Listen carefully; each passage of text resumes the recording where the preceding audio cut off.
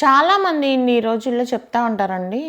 ఆళ్ళకేదన్నా పనులున్నాయనుకోండి, ఆ పనులు జరిగితే గనక ఈ ప్రభుత్వం చాలా మంచిది అంటారండి. ఆ పనులు జరగలేదనుకోండి, ఈ ప్రభుత్వం చెడ్డది అని చెప్పి 10 మందికి చెప్తా ఉంటారు. అంటే ఏంటంటేనండి ఇక్కడ వ్యవస్థ అనేది అంటే ఇది మన సమాజం దీనిలో అందరికీ మంచి జరగాలి అంటే ఏదో ఒక చిన్న చిన్నవి కాదు.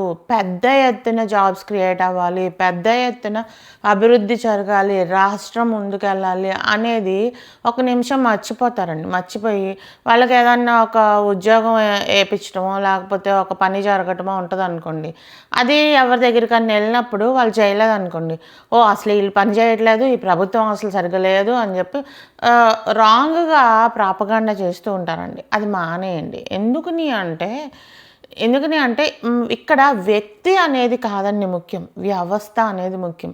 అంటే తప్పులనేయి ప్రతి చోట చిన్న చిన్నవి జరుగుతూనే ఉంటాయి. ఇప్పుడు మన ఇల్లు ఉంటదండి. దాంట్లో మనకి తప్పులు జరగకుండానే ఉంటాయండి. అన్నీ మనం అనుకున్నట్టే జరుగుతాయండి. జరగవు గదండీ! ఎందుకంటే పరిస్థితులుంటాయి. దానికి అందరూ సరిగ్గా పని చేయాలి. ఇలాంటివన్నీ ఉంటాయండి. అందుకనే అండి ఎప్పుడైనా గానీ ఒక బిగ్గర్ పిక్చర్ చూసుకోవాలండి.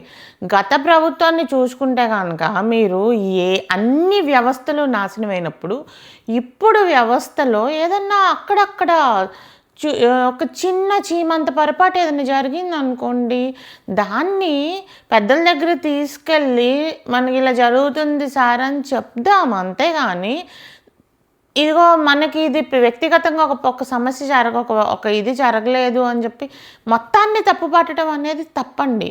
దానివలన నష్టపోయేది మనమే. ఎవరో కాదండి. మంచి జరగకపోతే, అభివృద్ధి జరగకపోతే, రేపొద్దున రాష్ట్రం వెనకబడిపోతే మన పిల్లగాళ్ళు వీళ్ళందరికీ ఉద్యోగాలు దొరక్క అప్పుడు మళ్ళీ మనమే అనుకుంటామండి. అయ్యో! ఎంత పని జరిగిపోయింది అని చెప్పి. కొంచెం ఆలోచించండి సార్.